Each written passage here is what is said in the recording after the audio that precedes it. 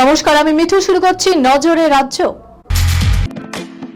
Lake view হাসপাতাল, সময় অসময় সব সময় আমাদের পরিষেবা modular OT, paediatric surgery, plastic surgery, general surgery, neuro surgery, urology, gastroenterology, gynaecology, orthopaedic, ENT, chest সমস্ত অভিজ্ঞ চিকিৎসকদের দ্বারা চিকিৎসা করা হয়।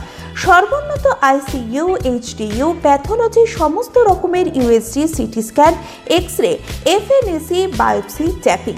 শুধুমাত্র আমরাই পারি স্বল্প মূল্যে অত্যাধুনিক প্রযুক্তির চিকিৎসা। কলকাতা ও হায়দ্রাবাদের বিশেষজ্ঞ চিকিৎসকদের সুপরামর্শ, নিজস্ব ফার্মাসিতে 20% ছাড়ে ওষুধ, প্রতি রবিবার প্রসূতি মায়েদের বিনামূল্যে ইউএসজি পরিষেবা। ঠিকানা লেক ভিউ হাসপাতাল, লালদিঘি মোহনা বাসস্ট্যান্ডের পিছনে, বহরমপুর, মুর্শিদাবাদ। স্থান বদলে মুখ্য নির্বাচনী আধিকারিকের দপ্তর এখন স্ট্যান্ড রোডে অবস্থিত। কোন রকম অশান্তি যাতে না হয় তাই 163 ধারা জারি হয়েছে। এবার অনির্দিষ্টকালের জন্য বন্ধ করে দেয়া হলো মিলেনিয়াম পার্ক। বন্ধ রাখা হচ্ছে ব্যস্ততম শিপিং জেটিও। তার ফলে হাওড়া ও কলকাতার যাতায়াতের ক্ষেত্রে সমস্যা হতে পারে। চরম ভোগান্তির শিকার হতে পারেন নিত্যযাত্রীরা।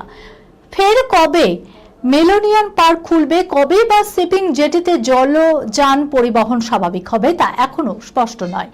জলপথে হাওড়া ও কলকাতাকে সংযুক্ত করে শিপিং জেটি। প্রতিদিন কমপক্ষে কয়েক হাজার যাত্রী যাতায়াত করে, তাই স্বাভাবিকভাবে শিপিং জেটি বন্ধ থাকায় বিপাকে যাতায়াতকারীরা। মালদহে মুখ্যমন্ত্রী মমতা বন্দ্যোপাধ্যায়ের হেলিকপ্টারের সামনে রহস্যময় ড্রোন। মালতীপুরে জনসভা সেরে গাজল যাওয়ার সময় হেলিকপ্টারে ওঠার সময় নজরে পড়ে ড্রোনের গতিবিধি। বেশ কিছুক্ষণ হেলিকপ্টারের সিঁড়িতে দাঁড়িয়ে নিজে বিষয়টার উপর নজর রাখেন মমতা বন্দ্যোপাধ্যায়।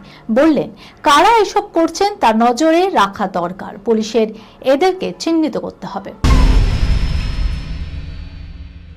শুক্রবার রাতেই আর্টিস্ট ফোরামের তরফ থেকে জানানো হয়েছিল রাহুল অরুণোদয় বন্দ্যোপাধ্যায় মৃত্যুর বিচার চেয়ে এফআইআর করা হবে।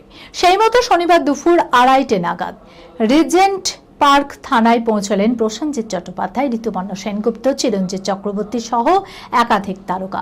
অভিযোগ দায়ের করা হবে ম্যাজিক মোমেন্টস প্রযোজনা সংস্থার বিরুদ্ধে। এদিন থানায় উপস্থিত রাহুলের স্ত্রী প্রিয়াঙ্কা সরকারও। গত 29 মার্চ তালসারিতে ভোলে বাবা পারকারেগা ধারাবাহিকের শুটিং করতে গিয়ে মৃত্যু হয় অভিনেতার। পুলিশ সূত্রে খবর, সমুদ্রের জলে ডুবেই মৃত্যু হয়েছে অভিনেতার।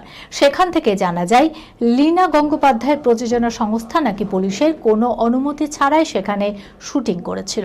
তারপরেই রাহুলের মৃত্যুকে ঘিরে উঠেছে নানান প্রশ্ন, আঙুল উঠেছে প্রযোজনা সংস্থার দিকে। এই খবরের সঙ্গে শেষ করলাম আজকের নজরে রাজ্য। আপনারা দেখছেন টিভি 24 বাংলা, সংবাদ বিনোদন সারাদিন সারাক্ষণ।